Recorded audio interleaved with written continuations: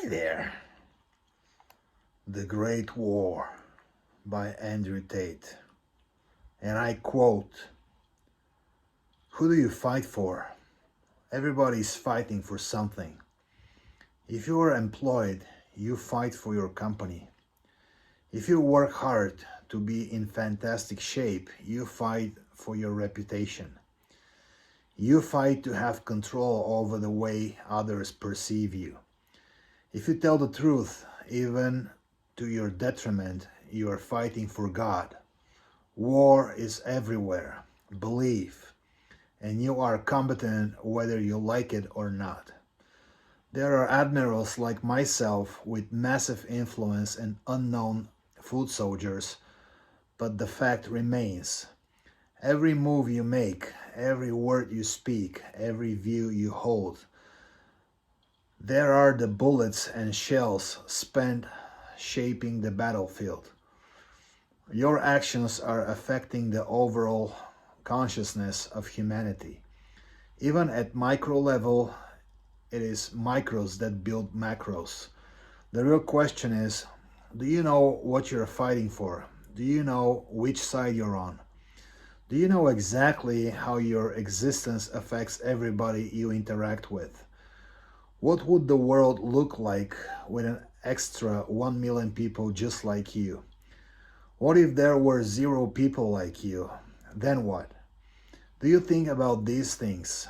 Do you understand how people feel when they see you?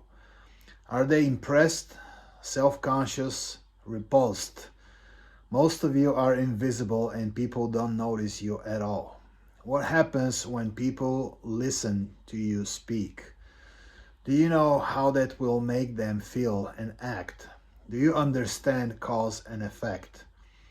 Do you track the ripples you create in space-time with a friendly hello to an unknown?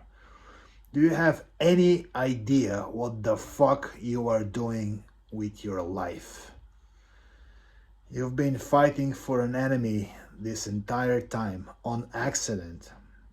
Every time somebody views you in your brutally offensive meritocracy, the absolute lack of merit sticking to your skin like a stench, they think it's okay to be just like you. Well, he's nobody, so I guess being a nobody isn't so bad. To be another useless slave in the machine, a pawn who is ready to die for a war he doesn't understand. The decisions of kings you can't even name guide your entire life path. They decide where you live and how you eat and who you love. And your distinct averageness is lending firepower to an enemy which is intent on crushing you into absolute submission. You will only fight for the good guys when you become remarkable, excellent, exceptional. When people see you and realize that they must be better and do better because your presence lights the burning feeling of inferiority in their hearts. You must blind like the sun without saying a word. Whenever I walk into a room, the world stops spinning. Everybody feels it. Until you can do the same, you're simply an enemy combatant fighting a war you don't even know is raging, waiting to be shot in the head and forgotten about. When you die, nobody cares.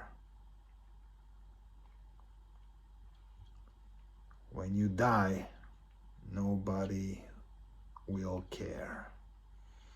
And that's why you need to resist the slave.